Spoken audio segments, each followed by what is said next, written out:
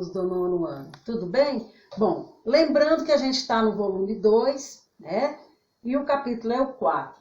E nós estamos estudando as paisagens naturais do continente europeu, asiático e Oceania. Então, nós já falamos da Europa e da Ásia, e agora é a vez de nós falarmos, retratarmos de maneira bem peculiar o relevo e a hidrografia da Oceania. Primeiramente, eu quero estar mostrando aqui no globo terrestre, né, o continente que nós denominamos de Oceania. É o menor continente do planeta. Seguido, né, sendo o segundo menor em extensão, é a Europa. Então, a Oceania, ela é constituída principalmente, né, pela Austrália, aqui Papua Nova Guiné e aqui a Nova Zelândia. Todas essas outras ilhas que vocês estão vendo aqui fazem parte do continente Oceania. Só que essas ilhas foram divididas em Micronésia, Melanésia e Polinésia. 98% do território da Oceania é constituído pela Austrália, pela Nova Zelândia formado por duas ilhas, a Ilha do Norte e a Ilha do Sul, e por Papua Nova Guiné, que está aqui nessa área.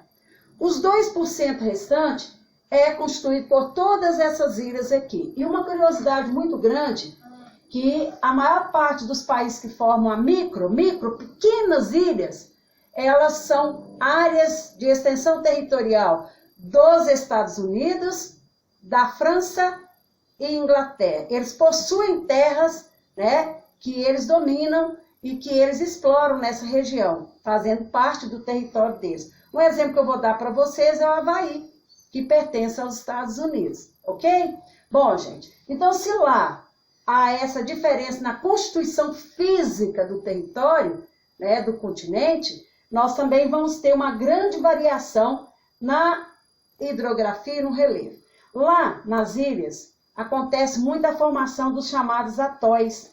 Esses atóis ou atol são ilhas de origem vulcânica que elas formaram do oceano, do fundo do oceano para cima, e aparece acima do nível do oceano somente uma parte dela, onde nós vamos ter a aglomeração de animais invertebrados e corais.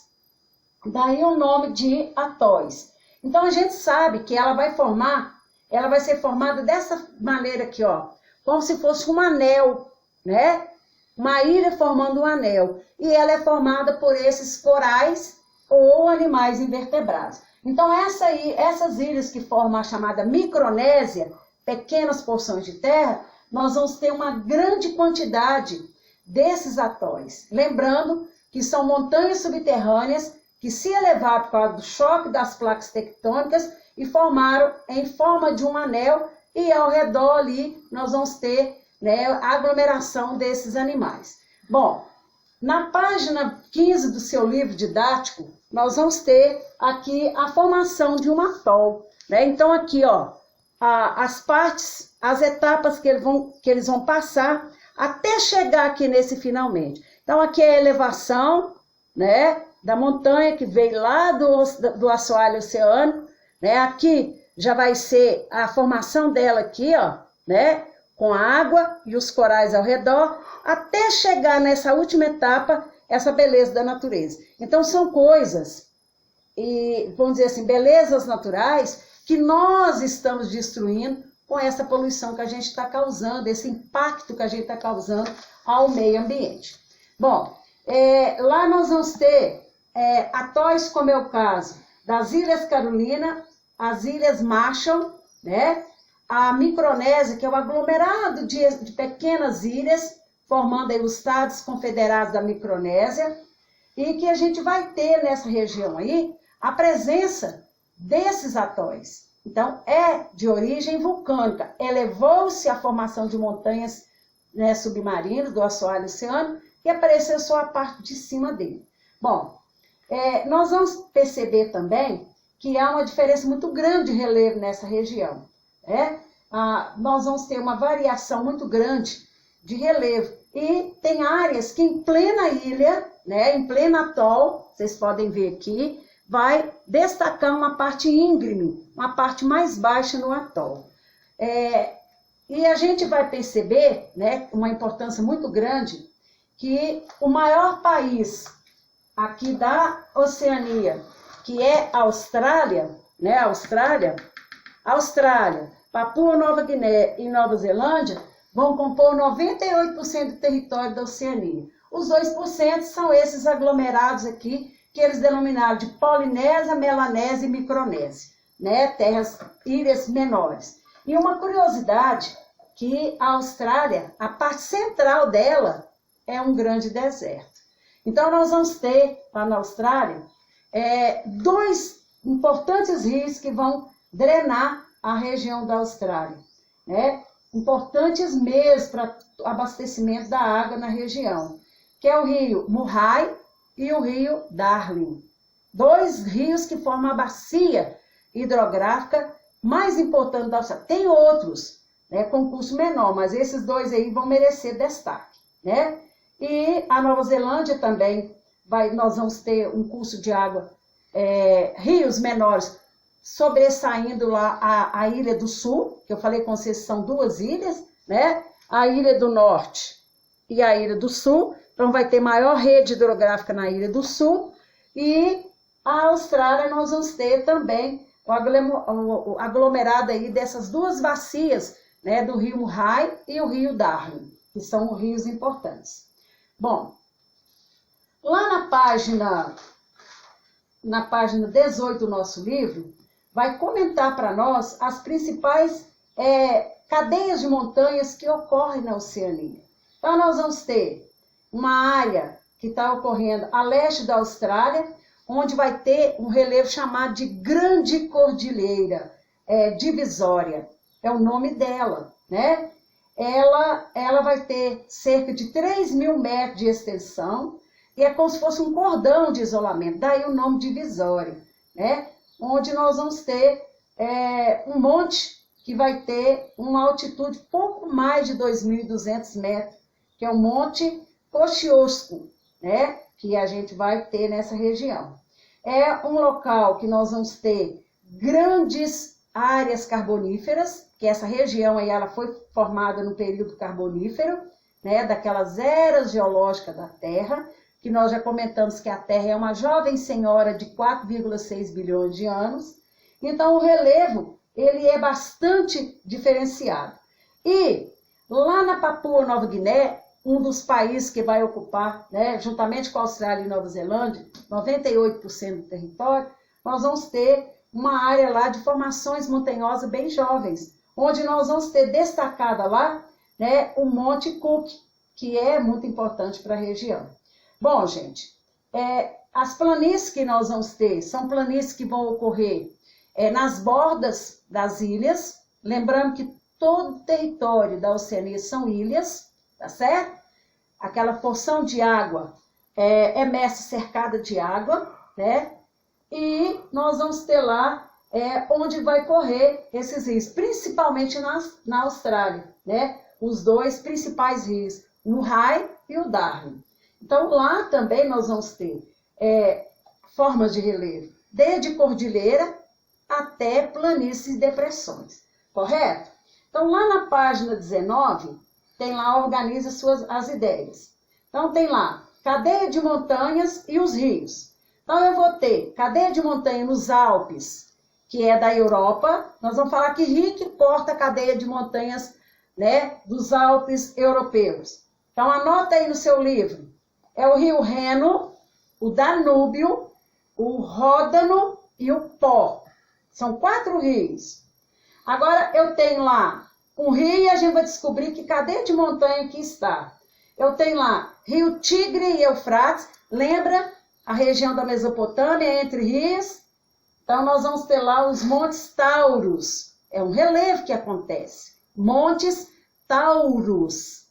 Agora, eu tenho outros rios, nós vamos falar o que eles têm em comum. Rio Indo, Rio Ganges, Brahmaputra, Mekong, Hoang-ho e Yangtze. Eles têm em comum a Cordilheira do Himalaia, como divisor de água deles, correto? Então, eles não vão correr em direção ao norte, eles vão correr para o leste ou para o sul, porque a Cordilheira do Himalaia é como se fosse um obstáculo para eles correrem para o sul. Agora eu tenho lá na segunda coluna, para eu descobrir qual a característica que tem a ver com as montanhas Altair. É aonde nós vamos ter a nascente de dois rios importantes, né, do continente europeu e asiático, que é o rio Obi e o rio Yenisei. Agora eu tenho lá rios Murray e Darling, e o que eles têm em comum? Eles vão ter como divisor de água, não vão deixar escorrer para a direção, a grande cordilheira divisória, correto? Por gentileza, página 20. Então, nós vamos perceber aí que o clima e a vegetação da Oceania é bem divergente, ele é bem diferente, né? Eu vou ter desde áreas com clima árido, áreas de clima semiárido, a áreas de clima tropical, equatorial, e até com influência, né, de climas mediterrâneos. Então, isso aí é para a gente ver que, de acordo com a localização geográfica, a disposição do relevo, a influência de massa de ar e correntes marítimas, o clima também pode ter essas mudanças. Então, eu tenho aí um cartografar e nós vamos fazer a complementação dele. Nome da região da Oceania, sudoeste da Austrália. Que tipo de clima que acontece aí? Mediterrâneo. Qual o tipo de vegetação? Vegetação mediterrânea. Vai completando, tá? Lá na Papua Nova Guiné, o clima é o clima equatorial com formação de floresta equatorial. Vocês estão vendo como é que varia? Como é que tem uma variação muito grande? Agora, no norte e nordeste da Austrália, nós vamos ter o clima tropical e a vegetação, floresta tropical e equatorial, cerrados e savanas. Olha para vocês verem, cerrado igual aqui no Brasil, savanas igual na África. Agora, Nova Zelândia, Tasmânia, leste da Austrália. Clima predominante, temperado, com as 4 estações do ano bem marcadas. Formações mistas, floresta subtropical e temperada.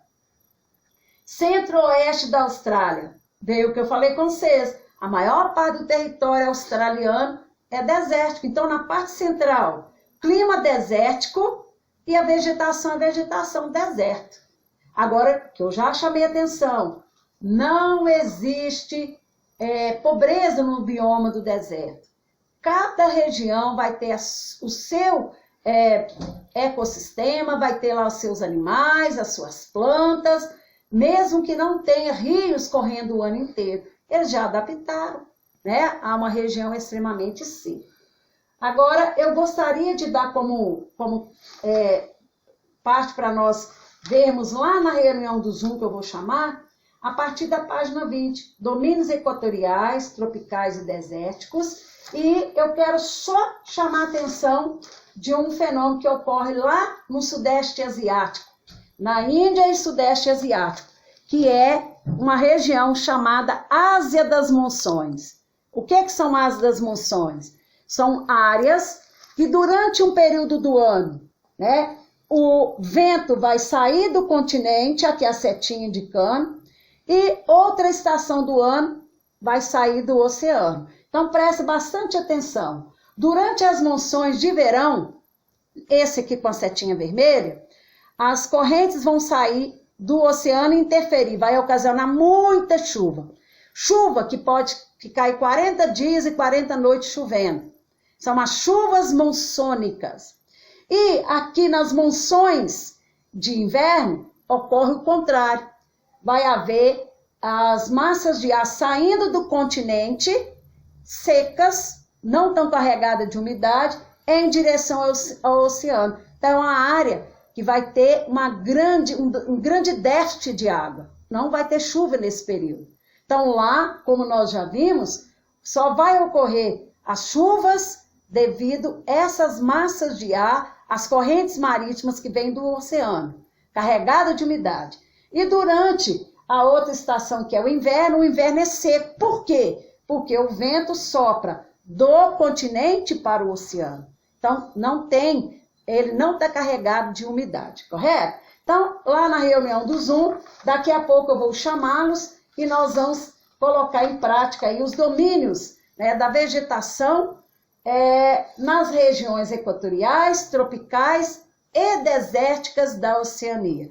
Destacando, e mais uma vez eu vou chamar a atenção, a Oceania é constituída de 98% do seu território com esses 3 países, Austrália, Nova Zelândia e Papua Nova Guiné, sobrando 2% para as ilhas que formam a Polinésia, a Melanésia e a Micronésia, onde vão aparecer os corais. E esses corais, gente, eles são